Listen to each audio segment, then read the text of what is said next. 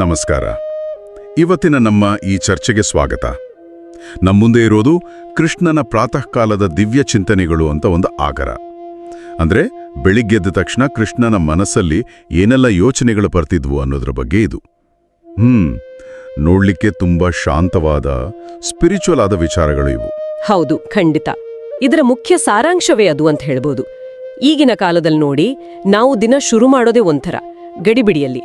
Alarm ಸದ್ದು, ಆಮೇಲೆ phone ನೋಟಿಫಿಕೇಶನ್ಗಳು, email check ಮಾಡೋದು. ಹೌದು, ಒಂದ್ ರೀತಿ ರೇಸ್ ಶುರುವಾದ ಹಾಗೆ. ಅದೇ.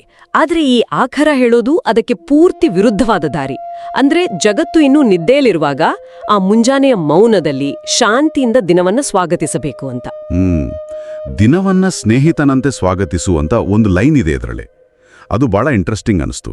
ಅಂದ್ರೆ ದಿನ ಅಂದ್ರೆ ಬರೀ ಸವಾಲುಗಳಲ್ಲ, ಅದೊಂದು ಫ್ರೆಂಡ್ ಥರ ಅಂತಾನ. ಹೌದು, ಅದೇ ಭಾವನೆ. ಮತ್ತೆ ಪ್ರತಿ ಉಸಿರನ್ನ ತಗೋಬೇಕಾದ್ರೆ ನಾನು ಇಲ್ಲಿದ್ದೇನೆ, ನಾನು ಈಗಿದ್ದೇನೆ, ನಾನು ದೈವಿಕ ಅನ್ನೋ ಒಂದು ಅರಿವು ಇರಬೇಕು ಅಂತ ಹೇಳುತ್ತೆ. ಬೆಳಗಿನ ಹೊತ್ತು ಆತಂಕ, ಚಿಂತೆ ಇವುಗಳಿಗೆಲ್ಲ ಜಾಗ ಕೊಡಬಾರ್ದು. ಆ ಮೊದಲ ಕ್ಷಣಗಳ ಬಹಳ ಮುಖ್ಯ. ವರ್ತಮಾನದಲ್ಲಿರ್ಬೇಕು. ಸರಿ, ಇದು ಕೇಳಿಚೆ ತುಂಬಾನೇ ಚೆನ್ನಾಗಿದೆ. ಆದ್ರೆ ಪ್ರಾಕ್ಟಿಕಲ್ ಆಗಿ ಯೋಚನೆ ಮಾಡಿದ್ರೆ ನಮ್ಮ ತಲೆಗೆ ಬರೋದೇ ನಮ್ಮ ಗೋಲ್ಸ್, ಇವತ್ತೇನ್ ಮಾಡಬೇಕು, ಟು ಡೂ ಲಿಸ್ಟ್ ಅಲ್ವಾ? ಈ ಆಕಾರದಲ್ಲಿ ಅದಕ್ಕೆಲ್ಲ ಎಲ್ಲಿದೆ ಜಾಗ? ಒಳ್ಳೆ ಪಾಯಿಂಟ್ ಅದು. ಇಲ್ಲಿ ಅವರು ಹೇಳೋದು ಗುರಿಗಳಿಗಿಂತ ಕೃತಜ್ಞತೆಗೆ ಫಸ್ಟ್ ಪ್ರಿಫರೆನ್ಸ್ ಕೊಡಿ ಅಂತ. ದಿನದ ಮೊದಲ ಯೋಚನೆ ಕೃತಜ್ಞತೆಯಿಂದ ಕೂಡಿರ್ಬೇಕು. ನೆನ್ನೆ ದಿನಕ್ಕೆ ಅಥವಾ ಇವತ್ತಿನ ಅವಕಾಶಕ್ಕೆ. ಮತ್ತೆ ಮೊದಲ ಕೆಲಸ ಫೋನ್ ನೋಡೋದಲ್ಲ, ಒಂದು ಸಹಜವಾದ ನಗು ಮುಖದಲ್ಲಿರ್ಬೇಕು ಅಂತ. ಓ ಹೌದು, ಯಾಕಂದ್ರೆ ಕೃತಜ್ಞತೆ ಅನ್ನೋದು ನಮ್ಮ ಮನಸ್ಥಿತಿಯನ್ನ ಬದಲಾಯಿಸುತ್ತೆ. ಏನಿಲ್ಲ ಅನ್ನೋದ್ರಿಂದ ಏನಿದೆ ಅನ್ನೋದ್ರ ಕಡೆ ಗಮನ ಹೋಗುತ್ತೆ. ಇದು ಪೂರ್ತಿ ದಿನದ ನಮ್ಮ ಮೂಡನ್ನೇ ಸರಿ ಮಾಡಬಹುದು. ನಿಜ. ಫೋನ್ ನೋಡಿದ ತಕ್ಷಣ ಬೇರೆಯವರ ಪ್ರಾಬ್ಲಮ್ಸ್, ಬೇರೆಯವರ ಅಜೆಂಡಾ ನಮ್ಮ ತಲೆಗೆ ಬಂದ್ಬಿಡುತ್ತೆ. ನಮ್ಮ ಸ್ವಂತ ಶಾಂತ ಕ್ಷಣ ಕಳೆದು ಹೋಗುತ್ತೆ. ಸರಿ, ಬೆಳಗಿನ ಈ ಶಾಂತಿ, ಕೃತಜ್ಞತೆ ಆಯ್ತು. ಆಮೇಲೆ ದಿನ ಶುರುವಾದ ಮೇಲೆ ಬರೋ ಸವಾಲ್ಗಳು, ಅದರ ಬಗ್ಗೆ ಏನಾದರೂ ಇದೆಯಾ? ಇದೆ. ಅದಕ್ಕೊಂದು ಬಹಳ ಸುಂದರವಾದ ಹೋಲಿಕೆ ಕೊಟ್ಟಿದ್ದಾರೆ. ಜಗತ್ತು ನಮ್ಮನ್ನ ಎಷ್ಟೇ ಎಳೆದ್ರೂ ಬೇರೆ ಬೇರೆ ದಿಕ್ಕಿಗೆ ನಾವು ನದಿ ತರ ಇರ್ಬೇಕಂತೆ. ನಿರಂತರವಾಗಿ ಹರಿಬೇಕು, ಸೌಮ್ಯವಾಗಿ, ಆದ್ರೆ ದೃಢವಾಗಿ ನಮ್ಮ ದಾರಿಯಲ್ಲಿ ಹೋಗ್ಬೇಕು. ಅಂದ್ರೆ ಹೊರಗಿನ ಗದ್ದಲ ನಮ್ಮ ಒಳಗಿನ ಸ್ಥಿತಿಯನ್ನ ಡಿಸ್ಟರ್ಬ್ ಮಾಡಬಾರ್ದು. ಹಾಗಾದ್ರೆ ಯಾರಾದ್ರೂ ನಮ್ಮ ತಾಳ್ಮೆ ಪರೀಕ್ಷೆ ಮಾಡಿದ್ರೆ ಅಥವಾ ನಮ್ಮೆಲ್ಲ ಡೌಟ್ ಪಟ್ರೆ ಆಗ ಸಾಮಾನ್ಯವಾಗಿ ರಿಯಾಕ್ಟ್ ಮಾಡ್ತೀವಲ್ವಾ? ಈ ಆಕರ ಹೇಳೋ ಪ್ರಕಾರ ಬೆಸ್ಟ್ ರೆಸ್ಪಾನ್ಸ್ ಅಂದ್ರೆ ಮೌನ, ಇಲ್ಲ ಅಂದ್ರೆ ಒಂದು ತಿಳಿಯಾದ ನಗು. ಯಾಕಂದ್ರೆ ಸತ್ಯಕ್ಕೆ ಜೋರಾದ ಧ್ವನಿ ಬೇಕಿಲ್ಲ, ಪ್ರೀತಿಗೆ ಪರ್ಮಿಷನ್ ಬೇಕಿಲ್ಲ ಅಂತ ಒಂದು ಮಾತು ಹೇಳುತ್ತೆ.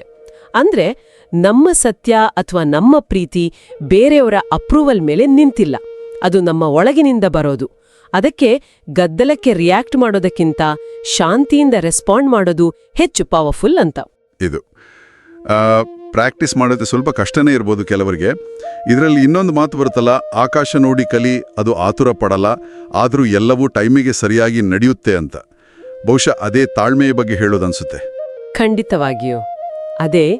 ನಮ್ಮ ಕಂಟ್ರೋಲ್ನಲ್ಲಿ ಇಲ್ಲದ ವಿಷಯಗಳ ಬಗ್ಗೆ ತಲೆ ಕೆಡಿಸ್ಕೊಳ್ಳೋದು ಬಿಟ್ಟು ನಮ್ಮ ಕೆಲಸವನ್ನ ನಾವು ಮಾಡ್ತಾ ಹೋಗ್ಬೇಕು ಅನ್ನೋದನ್ನ ಇದು ಹೇಳತ್ತೆ. ಮತ್ತೆ ಕೆಲಸಗಳನ್ನ ಡ್ಯಾನ್ಸ್ ಮಾಡ್ತಾ ಮಾಡೋ, ಕಷ್ಟದಲ್ಲೂ ನಗು, ಭಯ ಇಲ್ಲದೆ ಪ್ರೀತಿ ಮಾಡೋ, ಇದೆಲ್ಲ ಅದೇ ಆಟಿಟ್ಯೂಡ್ನ ಬೇರೆ ಬೇರೆ ರೂಪಗಳು. ಒಂದು ವೇಳೆ ಮನಸ್ಸು ಅಲ್ದಾಡಿದ್ರೆ ಅದನ್ನ ಮತ್ತೆ ಹೃದಯದಲ್ಲಿರೋ ಆ ದೈವಿಕತೆಯ ಕಡೆಗೆ, ಆ ಶಾಂತಿಯ ಕಡೆಗೆ ತರಬೇಕು. ಅಂದ್ರೆ ಬೆಳಗ್ಗೆ ನಾವು ಏನ್ ಶುರು ಮಾಡ್ತೀವೋ ಆ ಶಾಂತಿಯ ಕೃತಜ್ಞತೆ, ಅದನ್ನ ದಿನಪೂರ್ತಿ ಮೇಂಟೈನ್ ಮಾಡೋ ಪ್ರಯತ್ನ ಇರಬೇಕು. ಹೌದು. ಒಟ್ಟಿನಲ್ಲಿ ಈ ಆಕರದ ಸಾರಾಂಶ ಏನು ಅಂದ್ರೆ, ಈ ಹೊಸ ದಿನ ಅನ್ನೋದು ಸುಮ್ನೆ ಬಂದಿದ್ದಲ್ಲ, ಇದೊಂದು ಆಶೀರ್ವಾದ, ಒಂದು ಗಿಫ್ಟ್. ಅದಕ್ಕೆ ನಾವು ನಡೆಯೋವಾಗ, ಯೋಚನೆ ಮಾಡೋವಾಗ, ಬದುಕೋವಾಗ ಒಂದು ರೀತಿಯ ಒಳಗಿನ ಸ್ವಾತಂತ್ರ್ಯದಿಂದ, ಒಂದು ಡಿವೈನ್ ಫೀಲಿಂಗ್ನಿಂದ ಇರಬೇಕು. ಕೊನೆಗೆ ನನ್ನ ಜೊತೆ ನಡೀರಿ, ನನ್ನ ಹಾಗೆ ಯೋಚನೆ ಮಾಡಿ, ನೀವು ಈಗಾಗ್ಲೇ ಫ್ರೀ ಆಗಿದ್ದೀರಾ, ಹಾಗೆ ಬದುಕಿ ಅಂತ ಕೃಷ್ಣನೇ ಹೇಳ್ದ ಹಾಗೆ ಒಂದು ಕರೆ ಕೊಡುತ್ತೆ. ನಿಜಕ್ಕೂ ಬಹಳ ಆಳವಾದ ಯೋಚನೆ ಮಾಡಬೇಕಾದ ವಿಷಯಗಳು. ಹಾಗಾದ್ರೆ ಕೇಳುಗರಿಗೆ ಒಂದು ಪ್ರಶ್ನೆ ಬಿಟ್ಟು ಹೋಗೋಣ. ಈ ಆಕಾರದಲ್ಲಿ ಹೇಳಿರುವ ಯಾವುದಾದ್ರೂ ಒಂದು ಚಿಕ್ಕ ವಿಷಯವನ್ನ, ಉದಾಹರಣೆಗೆ ಬೆಳಗ್ಗೆ ಎದ್ದ ತಕ್ಷಣ ಕೃತಜ್ಞತೆ ಹೇಳೋದನ್ನ ನಾಳೆಯಿಂದ ನಾವು ನಿಜವಾಗ್ಲೂ ಅಳವಡಿಸ್ಕೊಂಡ್ರೆ ಅದು ನಮ್ಮ ಇಡೀ ದಿನದ ಅನುಭವವನ್ನು ಹೇಗೆ ಬದಲಾಯಿಸ್ಬೋದು? ಸ್ವಲ್ಪ ಇದ್ರ ಬಗ್ಗೆ ಯೋಚಿಸಿ.